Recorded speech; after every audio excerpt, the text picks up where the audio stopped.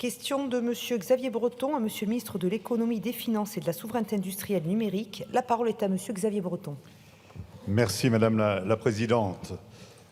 Monsieur le ministre, le projet de loi Industrie verte va prochainement être débattu au Parlement.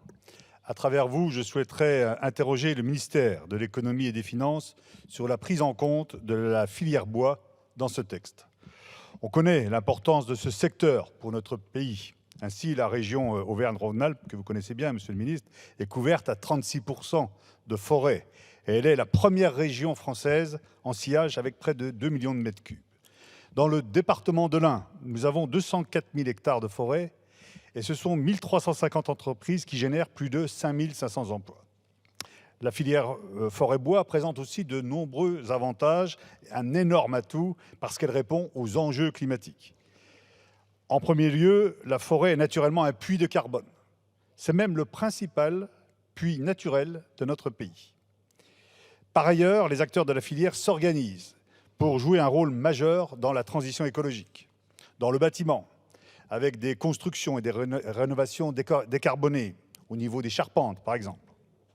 La filière bois, c'est aussi une consommation plus durable, avec des produits manufacturés, stockant le carbone. C'est aussi la valorisation des matières en fin de vie avec incorporation dans des panneaux à base de bois. La filière est donc en mesure de développer des capacités de transformation du bois pour répondre aux besoins des marchés bas carbone en vue d'atteindre la neutralité carbone en 2050. Aussi, il est indispensable d'inclure la filière bois dans le périmètre du projet de loi Industrie verte.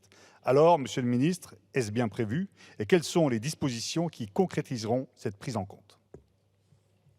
La parole est à Monsieur le ministre délégué auprès du ministre de l'Intérieur et des Outre-mer, chargé des Outre-mer. Présidente, Monsieur le député, excusez-moi, je ne connaissais pas la question puisque une espèce de tour de rôle et mon collègue est en retard. Mais j'ai plaisir à répondre à cette question parce que c'est vous, parce que c'est la région Rhône-Alpes, et parce qu'en tant que ministre de l'Outre-mer, j'ai mon intérêt à ce que l'Outre-mer ait sa part dans le financement de cette filière bois qui se met en place. En effet, les services écologiques rendus par la filière bois, notamment la séquestration de carbone, ont des effets majeurs. Et vous avez raison de le souligner. Le bois est aussi une manière de décarboner un certain nombre de secteurs, notamment l'industrie, par exemple via le remplacement des chaudières industrielles qui fonctionnent aux énergies fossiles par des chaudières biomasse. Reste à savoir d'où vient la biomasse. Mais le gouvernement est convaincu de l'importance de développer la filière bois. Son soutien a d'ailleurs déjà été massif dans le cadre de France Relance, par exemple. Rassurez-vous, la filière bois est clairement identifiée dans le dossier de presse de la stratégie Industrie verte comme faisant partie des technologies vertes permettant la décarbonation de notre économie. J'ai donc même été saisi pour savoir quels étaient mes projets. En ce qui concerne les dispositions écrites du projet de loi Industrie verte, il n'est pas apparu au gouvernement souhaitable de figer dans la loi une liste limitative des technologies vertes.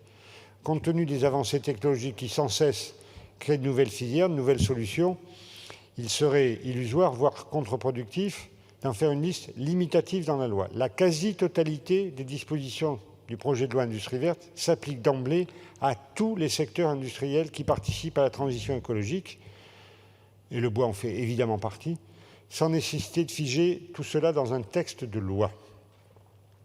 Dans certains cas précis, il sera renvoyé à un décret afin de conserver la souplesse nécessaire.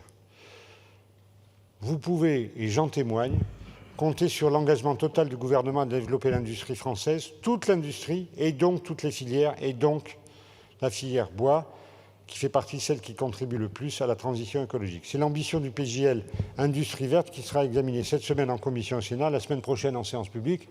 Il y aura des évolutions. Et je pense que vos collègues parlementaires, notamment au Sénat qui commencent, auront à cœur de porter vos revendications. Je vous remercie. Monsieur Breton.